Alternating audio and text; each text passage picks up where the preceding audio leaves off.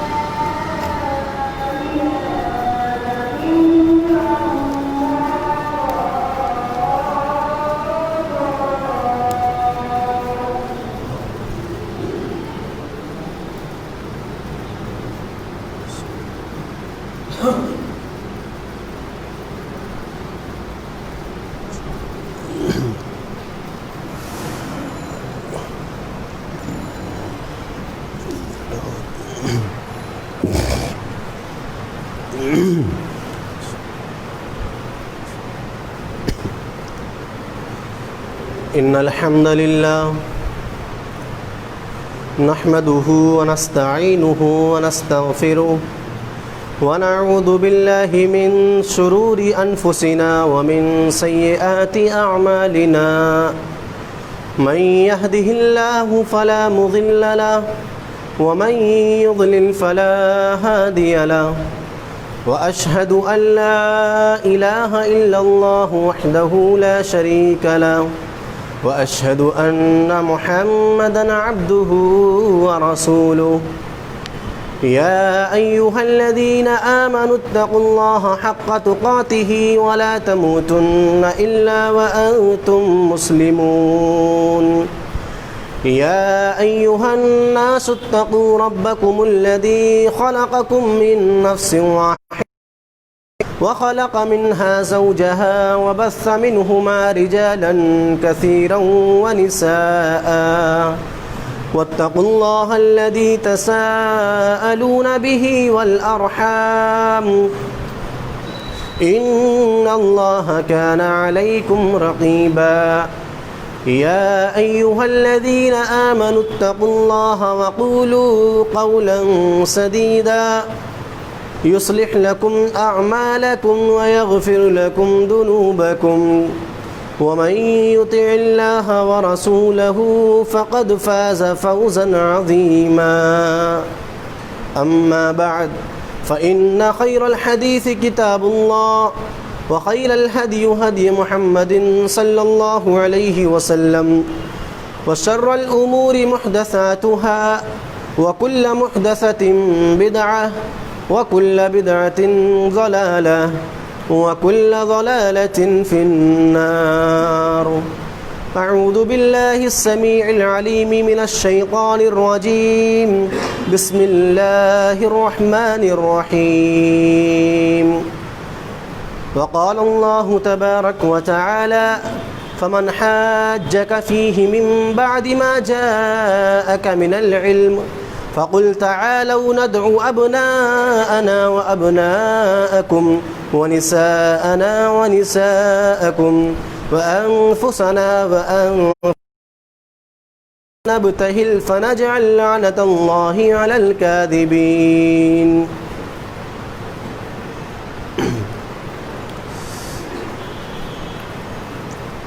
حاضرین جمعہ،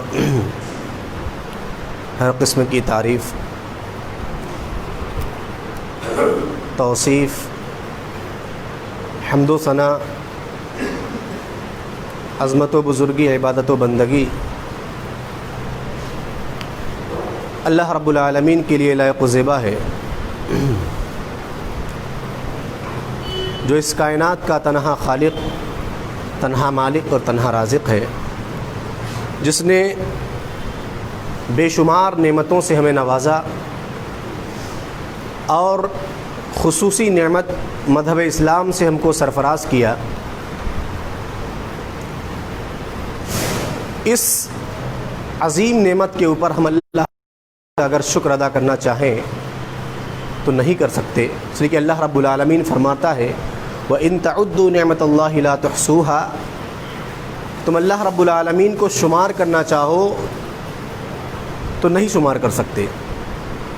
اس مختصر سی حمد و ثنا کے بعد بے شمار درود و سلام نازل ہوں جملہ تمام انبیاء و رسل پر، خصوصاً آخری نبی احمد مجتبیٰ محمد مصطفیٰ صلی اللہ علیہ وسلم پر، جنہیں اللہ رب العالمین نے ہماری رشد و ہدایت کے لیے اس کائنات کے اندر مبعوث فرمایا۔ اللہم بارک علیہ۔ معزز حاضرین، گزشتہ 2 جمعوں سے آپ کے سامنے عظمت صحابہ اور دفاع صحابہ کے تعلق سے مدلل گفتگو کی گئی۔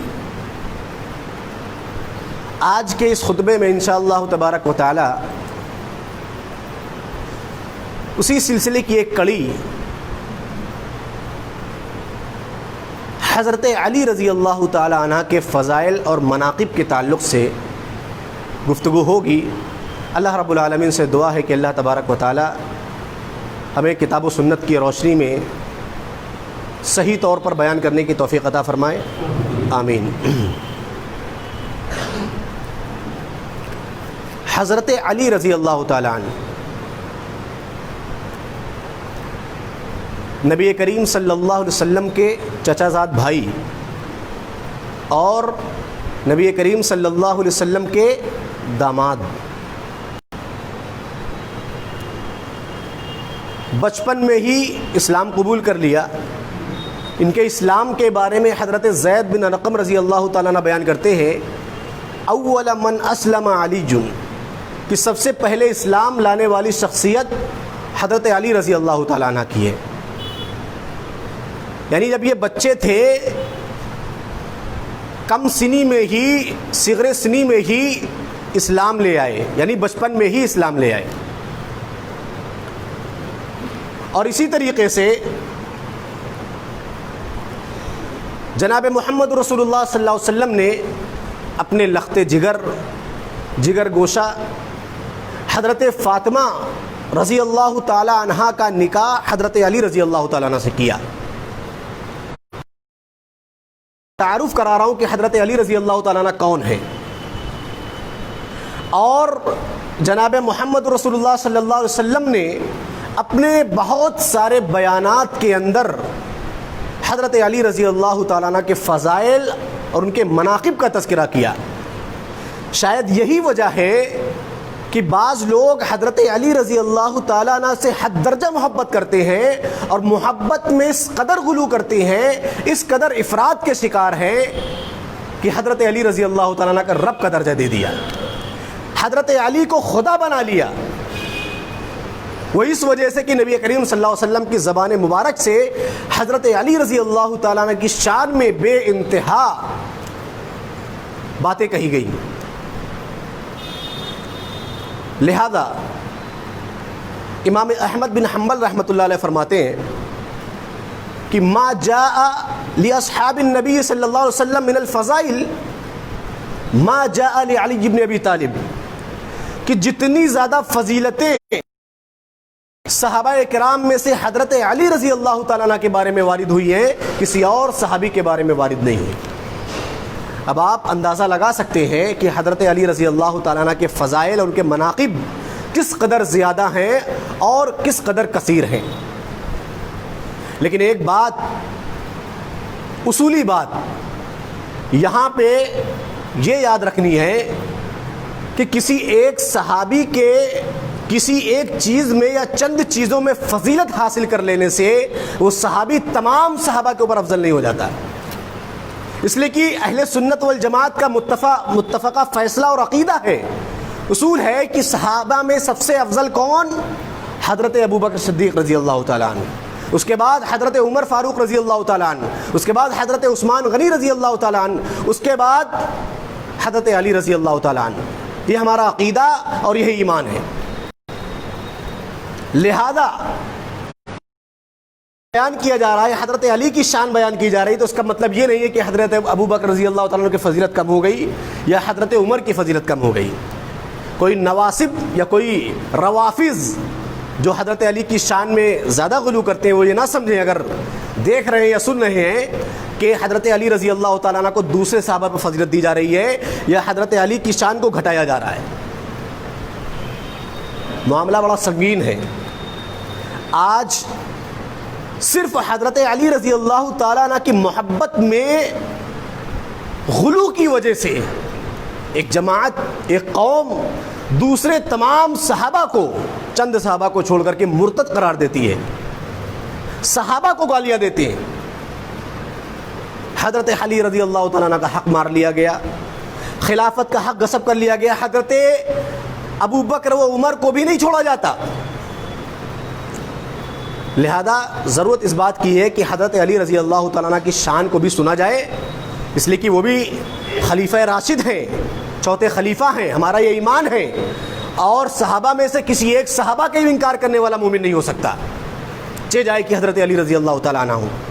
لہذا آئیے سب سے پہلے نبی کریم صلی اللہ علیہ وسلم کی زبانی حضرت علی رضی اللہ تعالیٰ عنہ کی فضائل اور ان کی فضیلت کو سنتے ہیں۔ نبی کریم صلی اللہ علیہ وسلم نے ایک موقع پر حضرت علی رضی اللہ تعالیٰ عنہ کو اہل بیت میں شمار کیا، یعنی حضرت علی رضی اللہ تعالیٰ عنہ کا تعلق براہ راست جناب محمد رسول اللہ صلی اللہ علیہ وسلم کے گھر والوں میں سے۔ داماد کو کوئی گھر والے میں شمار نہیں کرتا ہے عام طور پہ،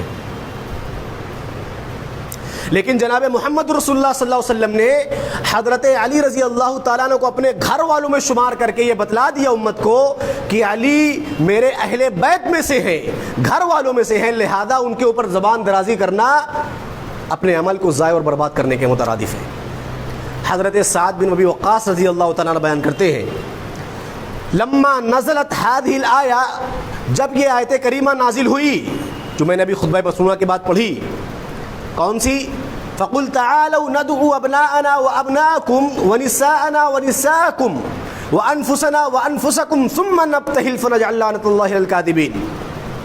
معاملہ ایسا ہے کہ نجران جو شہر تھا اس وقت، وہاں کے عیسائیوں کا ایک گروہ جناب محمد رسول اللہ صلی اللہ علیہ وسلم کی خدمت میں آیا اور آپ سے بحث و مباحثہ کرنے لگ گیا نبی کریم صلی اللہ علیہ وسلم حضرت عیسیٰ علیہ السلام کی خدائی کا دعویٰ کرنے لگ گیا. نبی کریم صلی اللہ علیہ وسلم نے قرآنی آیات اور دیگر چیزوں سے ان کا دفاع کیا, رد کیا, اور واضح طور پر یہ بتلا دیا کہ حضرت عیسیٰ علیہ السلام خدا نہیں تھے. لیکن وہ آدمی یا وہ گروہ انکار پر تلایا. تو اس پر اللہ رب العالمین نے یہ آیت کریمہ نازل فرمائی کہ اے نبی آپ ان سے کہہ دو جو یہ حضرت عیسیٰ کی خدائی کا دعویٰ کر رہے ہیں, ان سے کہہ دیجئے کہ آؤ کہ تم اپنے آپ کو بلا لو, ہم اپنے آپ کو بلا لیتے ہیں, اپنے بیٹوں کو بلا لیتے ہیں, اپنی گھر کی عورتوں کو بلا لیتے ہیں, اپنے گھر والوں کو بلا لیتے ہیں, اور آؤ مباہلہ کرتے ہیں, اور مباہلہ کرتے ہیں جو جھوٹا اس پر اللہ کی لعنت ہو. بہرحال وہ معاملہ دوسرا ہے کہ وہ گروہ جو تھا عیسائیوں کا وہ راہ فرار اختیار کر گیا, وہ چلا گیا. تب اللہ رب العالمین نے یہ آیت کریمہ نازل فرمائی. تب اللہ کے رسول جناب محمد رسول اللہ صلی اللہ علیہ وسلم نے فرمایا کہ اللہم ہؤلاء اہلی, کہ اللہ یہ میرے اہل و عیال میں سے ہے, یہ میرے اہل ہے. کس کو؟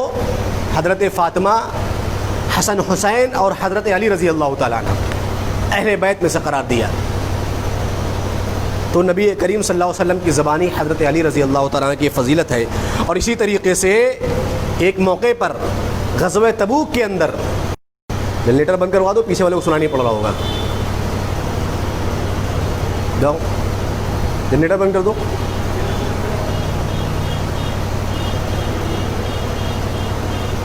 مائک ہے نہیں یار, زبردستی بلا وجہ.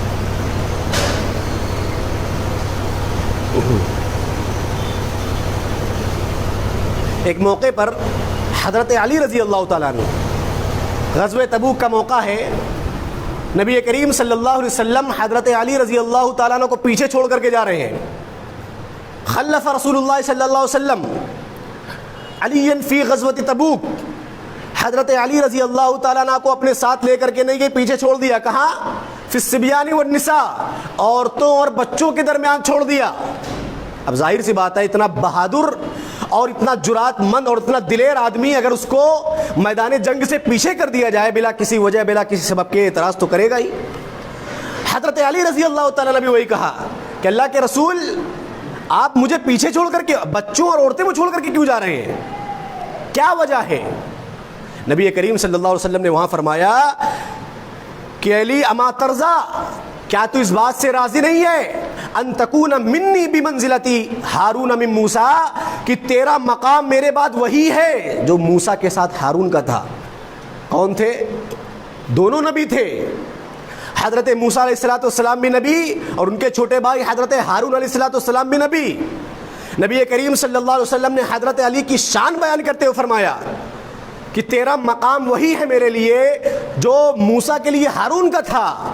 یعنی جس طریقے سے حضرت موسیٰ علیہ السلام کوہ طور پر گئے تھے اور اپنی ذمہ داری حضرت علی کو سونپ دی تھی, اسی طریقے سے جناب محمد رسول اللہ صلی اللہ علیہ وسلم وہاں سے نکلے اور اپنی ساری ذمہ داری حضرت علی کو سونپ دی. لیکن آپ نے ایک بات اور کہی, انہو غیر لا نبی بعدی, لیکن میرے بعد کوئی نبی نہیں ہے. ہارون تو نبی تھے لیکن میرے بعد کوئی نبی نہیں ہے. لہذا حضرت علی رضی اللہ تعالیٰ عنہ کی شان یہ ہے کہ نبی کریم صلی اللہ علیہ وسلم کی غیر موجودگی میں یا نبی کریم صلی اللہ علیہ وسلم نے آپ نے ذمہ دار بنایا حضرت علی کو. لیکن یہ جملہ ارشاد فرمایا, کوئی یہ نہ سمجھ لے, اس لیے کہ ہارون اور موسیٰ بھائی بھائی تھے, نبی تھے, کوئی یہ نہ سمجھ لیتا کہ نبی یا نبوت کا اشارہ حضرت علی رضی اللہ تعالیٰ عنہ کے لیے بھی ہے. اس لیے آپ نے جملہ ارشاد فرمایا انہو غیر لا نبی بعدی, کہ میرے بعد کوئی نبی نہیں ہوگا, باقی تیرا مقام وہ ہے جو ہارون کے لیے, موسیٰ کے لیے ہارون کا تھا. تو یہ حضرت علی رضی اللہ تعالیٰ عنہ کی شان ہے جناب محمد رسول اللہ صلی اللہ علیہ وسلم. اور اسی طریقے سے آپ کے فضائل میں ایک وہ واقعہ جس میں حضرت علی رضی اللہ تعالیٰ عنہ کو ابو تراب کا لقب ملا, یا آپ کی کنیت ابو تراب رکھی گئی. اور حضرت علی رضی اللہ تعالیٰ عنہ کا معاملہ یہ تھا کہ جب حضرت علی رضی اللہ تعالیٰ عنہ کو کوئی ابو تراب کہہ کر کے پکارتا تو بہت خوش ہوتے, کیونکہ یہ کنیت جناب محمد رسول اللہ صلی اللہ علیہ وسلم نے خود رکھی تھی. صحابی رسول پوچھتے ہیں سہل بن سعد رضی اللہ تعالیٰ عنہ کہ آپ ہمیں یہ بتلائیے کہ یہ اس کنیت کو رکھنے کی وجہ کیا ہوئی, واقعہ کیا ہے. حضرت علی رضی اللہ تعالیٰ نے بیان فرمایا کہ معاملہ ایسا ہے کہ ایک مرتبہ نبی کریم صلی اللہ علیہ وسلم حضرت فاطمہ رضی اللہ تعالیٰ کے گھر تشریف لے گئے. فاطمہ سے علی کہاں ہیں؟ یہ چچا زاد کہاں ہیں؟ حضرت فاطمہ رضی اللہ تعالیٰ نے فرمایا کہ معاملہ ایسا ہے کہ ہمارے میاں بیوی کے درمیان کوئی کھٹپٹ ہو گئی ہے، یعنی کوئی بات ہو گئی ہے جس سے ناراض ہو کر کے چلے گئے اور قیلولہ بھی گھر کے اندر نہیں کیا. دوپہر کا وقت رہا ہوگا. نبی کریم صلی اللہ علیہ وسلم آئے اپنے مقام پر اور صحابی سے کہا کہ جاؤ حضرت علی کو ڈھونڈ کر کے لاؤ. صحابی گئے کہ دیکھا مسجد میں حضرت علی رضی اللہ تعالیٰ عنہ سو رہے ہیں اور آ کر کے خبر دی کہ اللہ کے رسول حضرت علی مسجد میں سو رہے ہیں.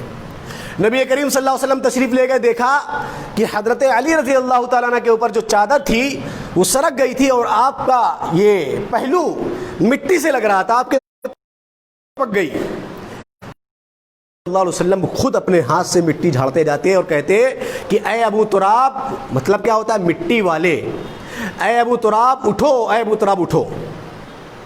یہ واقعہ حضرت علی رضی اللہ تعالیٰ نے سنایا اور کہا کہ اس کے بعد یہ نام مجھے اتنا پسند ہے کہ جب کوئی ابو تراب کہہ کر کے پکارتا تو مجھے بڑی خوشی ہوتی ہے، کیونکہ یہ لقب یا کنیت مجھے جناب محمد رسول اللہ علیہ وسلم کی طرف سے ملی ہے. حضرت علی رضی اللہ تعالیٰ عنہ کے فضائل ہیں. اور اسی طریقے سے آپ دیکھیں باتیں تو بہت ساری ہیں، اس لیے کہ موٹی موٹی کتابیں لکھی ہوئی ہیں، مختصر سے وقت میں ان کا احاطہ نہیں ہو سکتا، لیکن جو چند نمایاں چیزیں ہیں، چند نمایاں فضیلتیں ہیں نبی کریم صلی اللہ علیہ وسلم مبارک سے، وہ آپ کے سامنے بیان کی جا رہی ہیں. غزوہ خیبر کے موقع پر سن 7 ہجری میں غزوہ خیبر واقع ہوا. یہودیوں سے جنگ تھی براہ راست، مختلف قلعے فتح کیے جا چکے تھے اور خیبر کا جو قلعہ تھا بہت بڑا اور بہت مضبوط تھا. حضرت عمر رضی اللہ تعالیٰ عنہ گئے، فتح نہیں ہوا. حضرت ابو بکر گئے، فتح نہیں ہوا. دیگر صحابہ کرام گئے، زخمی ہو کر کے چلے آئے، فتح نہیں ہوا. نبی کریم صلی اللہ علیہ وسلم نے ارشاد فرمایا لأعطین هذه الرایۃ غدا، کہ کل میں جھنڈا، کل میں علم ایسے شخص کو دوں گا یفتح اللہ علی یدیہ، کہ اللہ تبارک و تعالیٰ اس کے ہاتھ پر خیبر کو فتح کرے گا. اور مزید یہ فرمایا کہ اللہ اور اس کے رسول اس سے محبت کرتے ہیں، وہ اللہ اور اس کے رسول سے محبت کرتا ہے. صحابہ اکرام کہتے ہیں کہ رات میں ہر شخص اسی اضطراب میں مبتلا تھا کہ وہ شخص آخر ہوگا کون ہوگا وہ شخص جس کے نبی کریم صلی اللہ علیہ وسلم نے جس کے اوپر فتح کی بشارت سنائی ہے، جس کے ہاتھ پر خیبر فتح کیا جائے گا. اور صحابہ یہ بھی کہتے ہیں کہ ہم میں سے ہر شخص یہ سمجھتا تھا کہ جھنڈا کل مجھے دیا جائے گا، اس لیے کہ بڑے بڑے صحابہ موجود تھے وہاں پہ.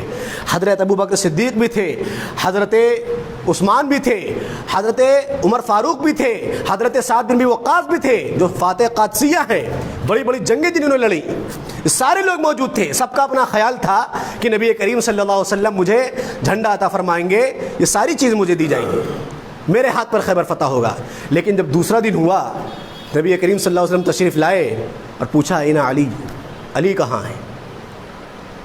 کہا گیا کہ اللہ کے رسول ان کی آنکھوں میں کچھ شکایت ہے، آشوب چشم کی بیماری ہے، آنکھ آ گئی ہے. یہ بھی ایک وجہ تھی. نبی کریم صلی اللہ علیہ وسلم چاہتے تھے کسی اور کو دے سکتے تھے، لیکن نہیں، شاید یہ اللہ رب العالمین کی طرف سے حکم رہا ہو. نبی کریم صلی اللہ علیہ وسلم نے بلایا حضرت علی رضی اللہ تعالیٰ عنہ کو اور اپنا لعاب دہن، اپنے منہ کا تھوک حضرت علی رضی اللہ تعالیٰ عنہ کے آنکھ میں لگا دیا. حضرت علی کہتے ہیں اس کے بعد سے تا دم حیات جب تک زندہ رہا آنکھ میں کوئی بیماری نہیں ہوئی. اور اس کے بعد علم حضرت علی رضی اللہ تعالیٰ عنہ کو جناب محمد رسول اللہ صلی اللہ علیہ وسلم نے دیا. اور تاریخ شاہد ہے، آپ دیکھیں تاریخ کی کتابیں اٹھا کر، سیرت کی کتابیں اٹھا کر، کہ کس طریقے سے حضرت علی رضی اللہ تعالیٰ عنہ نے اس قلعے کو فتح کیا، خیبر کو فتح کیا، اور جو سب سے طاقتور شخص تھا محلب، اس کو کیسے شکست دی. یہ ساری چیزیں تاریخ کے اندر درج ہیں، سیرت کی کتابوں کے اندر درج ہیں. تو نبی کریم صلی اللہ علیہ وسلم کی زبانی حضرت علی رضی اللہ تعالیٰ عنہ کے لیے بشارت کہ خیبر کا قلعہ بڑے بڑے صحابہ فتح نہیں کر پائے، حضرت علی رضی اللہ تعالیٰ نے فتح کیا. یہ حضرت علی رضی اللہ تعالیٰ عنہ کی شان اور ان کی فضائل جناب محمد رسول اللہ صلی اللہ علیہ وسلم کی زبان سے مبارک سے. اور بھی بہت ساری باتیں ہیں. بہرحال آپ دیکھیے صحابہ کرام لوگ حضرت عمر رضی اللہ تعالیٰ عنہ کو گالی دیتے ہیں، حضرت ابو بکر کو گالی دیتے ہیں کہ حضرت علی کا حق مار لیا، غصب کر لیا، یا حضرت فاطمہ کو ان کے حق کو مار لیا. بڑی تفصیلیں اس کے اندر. جو اختلاف امت کے اندر اتنا زیادہ نزاع اور اختلاف ہے وہ اس وجہ سے نہیں، چھوٹی موٹی بات کی وجہ سے. بڑی بڑی کتابیں لکھی گئی اس پر صحابہ کے خلاف، صحابہ کے حق میں، لہذا اس تفصیل کا موقع نہیں ہے. حضرت عمر رضی اللہ تعالیٰ عنہ کو جو حضرت علی کے اندر محبت کے اندر غلو کرتے ہیں، گالیاں دیتے ہیں، حضرت عمر رضی اللہ تعالیٰ عنہ حضرت علی کے بارے میں کیا کہتے ہیں؟ ارشاد فرمائیں، سماعت کریں. حضرت عمر رضی اللہ تعالیٰ عنہ کہتے ہیں کہ 3 چیزیں ایسی ہیں یا 3 اعزاز حضرت علی رضی اللہ تعالیٰ عنہ کو ایسے ملے ہیں کہ اگر مجھے کوئی ایک بھی ان میں سے مل جاتا تو میرے لیے سرخ اونٹوں سے بہتر ہوتے. سرخ اونٹ کی قیمت بہت زیادہ ہوتی ہے عربوں کے اندر، اور ہر کوئی جانتا ہے کہ سرخ اونٹ بہت قیمتی ہوتے ہیں. حضرت عمر رضی اللہ تعالیٰ کہہ رہے ہیں کہ 3 اعزاز حضرت علی رضی اللہ تعالیٰ عنہ کو ایسے ہیں، ملے ہیں کہ اگر مجھے کوئی ایک بھی مل جاتا تو میرے لیے سرخ اونٹوں سے بہتر. کون؟ سب سے پہلی چیز حضرت علی رضی اللہ تعالیٰ عنہ نبی کریم صلی اللہ علیہ وسلم کے داماد، یعنی آپ کی لخت جگر حضرت علی رضی اللہ تعالیٰ عنہ کے نکاح میں، اور پھر وہ اولادیں جو جنت کے نوجوانوں کی سردار حسن حسین بھی حضرت علی رضی اللہ تعالیٰ عنہ کے بیٹے. اور دوسری چیز حضرت علی رضی اللہ تعالیٰ عنہ کو جنگ خیبر کے موقع پر نبی کریم صلی اللہ علیہ وسلم نے نیزے سے نوازا. کیا؟ خصوصی طور پر نیزہ دیا. اور تیسری چیز یہ ہے کہ مسجد نبوی کے سارے دروازے بند کر دیے گئے سوائے حضرت علی رضی اللہ تعالیٰ عنہ. یہ 3 اعزاز حضرت علی کو ایسے ملے ہیں جو کسی اور کو نہیں ملے. حضرت عمر کہتے ہیں، تعریف کرتے ہیں، ظاہر سی بات ہے حضرت عمر کہہ رہے ہیں، فضیلت بیان کر رہے ہیں. اور ایک مقام پر حضرت عمر نے فرمایا توفی رسول اللہ صلی اللہ علیہ وسلم وهو عنهم راض. جب نبی کریم صلی اللہ علیہ وسلم کی وفات ہوئی تو حضرت علی نبی کریم صلی اللہ علیہ وسلم فلاں فلاں لوگوں سے راضی تھے. کس سے؟ حضرت عمر نے نام گنایا. سب سے پہلے کون؟ فسمى عليا، علی کا نام لیا، حضرت علی سے راضی، و عثمان سے راضی، و زبیر سے راضی، و طلحہ بن عبید اللہ، یہ طلحہ سے راضی، وہ سعد بن ابی وقاص سے راضی، اور اسی طریقے سے عبد الرحمن ابن زبیر سے راضی. یعنی حضرت عمر رضی اللہ تعالیٰ نے یہ بھی بیان کرتے ہیں حضرت علی رضی اللہ تعالیٰ کی شان میں. اب اس کے باوجود، بہرحال وقت کا تقاضا ہے، اب اس کے باوجود جو کوئی یہ سمجھتا ہے کہ صحابہ کرام کے دلوں کے اندر یا بعض صحابہ کرام کے دلوں کے اندر حضرت علی رضی اللہ تعالیٰ عنہ کے تعلق سے بغض تھا، عناد تھا، تو یہ تمام باتوں کو کیسے جھٹلائے گا؟ تو حضرت عمر رضی اللہ تعالیٰ عنہ نے کہی. لہذا ہمارا موقف، ہمارا عقیدہ، ہمارا اسٹینڈ حضرت علی رضی اللہ تعالیٰ عنہ کے تعلق سے یہی ہے کہ آپ خلیفہ راشد ہیں، متفقہ طور پر ان اماموں میں سے ہیں جن کو ہدایت دی گئی، جو ہدایت یافتہ ہیں، اور چوتھے خلیفہ ہیں حضرت عثمان رضی اللہ تعالیٰ عنہ کے بعد آپ کا نمبر ہے. ہم حضرت علی رضی اللہ تعالیٰ عنہ کو نبوت کا دعوے دار نہیں سمجھتے. ہم حضرت علی رضی اللہ تعالیٰ عنہ کو سب سے پہلے خلافت کا حقدار نہیں سمجھتے، اس لیے کہ جناب محمد رسول اللہ صلی اللہ علیہ وسلم کی پیشین گوئیاں موجود ہیں حضرت ابوبکر صدیق رضی اللہ تعالیٰ عنہ، اور امت کا اتفاق ہے حضرت ابوبکر صدیق رضی اللہ تعالیٰ عنہ کی خلافت کے اوپر. لہذا ہم اعتدال کا مذہب اختیار کرتے ہوئے حضرت علی رضی اللہ تعالیٰ عنہ سے محبت کے دعوے دار ہیں، محبت کرتے ہیں. افراط و تفریط کے شکار کون لوگ ہیں؟ حضرت علی رضی اللہ تعالیٰ بیان کرتے ہیں، احادیث کے اندر، ایک حدیث کے اندر فرمایا گیا، نبی کریم صلی اللہ علیہ وسلم نے فرمایا کہ علی سے محبت وہی کریں گے جو مومن ہیں، اور بغض وہ رکھیں گے جو منافق ہیں. علی سے محبت وہ کریں گے جو مومن ہیں، بغض وہ رکھیں گے، حسد وہ رکھیں گے جو منافق ہیں. یہ مسلم شریف کی روایت ہے. اور اسی بات کو پیش نظر رکھتے ہوئے حضرت علی رضی اللہ تعالیٰ نے فرمایا والذی فلق الحب وبر النسمہ، قسم ہے اس ذات کی جس نے دانے کو پھاڑا، سبزے اگائے اور مخلوق کو پیدا کیا، انہ لعہد النبی صلی اللہ علیہ وسلم الیہ، کہ نبی کریم صلی اللہ علیہ وسلم کا مجھ سے وعدہ ہے، اللہ یحبنی الا مؤمن، کہ مجھ سے صرف محبت مومن کریں گے، وَأَلَّا يُبْغِضَنِي إِلَّا مُنَافِق، اور مجھ سے منافق صرف جو حسد کریں گے، بغض رکھیں گے، منافق رکھیں گے۔ اب دو گروہ ہو گئے، ایک حضرت علی رضی اللہ تعالیٰ عنہ کی شان میں حد سے زیادہ غلو کرنے والا، نبی سے بھی بڑھا دینے والا، روافض کا گروہ ہو گیا، حضرت علی رضی اللہ تعالیٰ عنہ کو رب کہنے والا، مشکل کشا جاننے والا، حاجت روا گرداننے والا، ایک گروہ یہ ہو گیا، اور دوسرا گروہ حضرت علی سے بغض و عناد رکھنے والا، خوارج اور نواصب وغیرہ۔ اس کے بعد حضرت علی رضی اللہ تعالیٰ نے قول دیکھے، حضرت علی رضی اللہ تعالیٰ نے فرمایا کہ لَيُحِبُّنِي قَوْمٍ حَتَّى يَدْخُلَ النَّارِ فِي حُبِّي، کہ یہ قوم ایسی ہے جو میری محبت کی وجہ سے جہنم کے اندر داخل ہو گئی، اور وَلْيُبْغِضْنِي قَوْمٍ حَتَّى يَدْخُلُ النَّارَ فِي بُغْضِي، اور دوسری قوم ایسی ہے جو میرے بغض کی وجہ سے جہنم کے اندر داخل ہو گئی۔ اب بتائیے کسی سے محبت کر کے کوئی جہنم میں جاتا ہے؟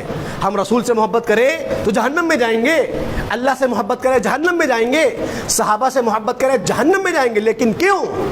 اس لیے کہ ہر شخص کا ایک لیول ہے، ہر صحابہ کا ایک لیول ہے، ان کی فضیلت کا ایک معیار ہے، اس معیار سے اٹھ کر کے اوپر اگر محبت کی جائے گی لہذا وہ گمراہی کے علاوہ کچھ نہیں ہوگی۔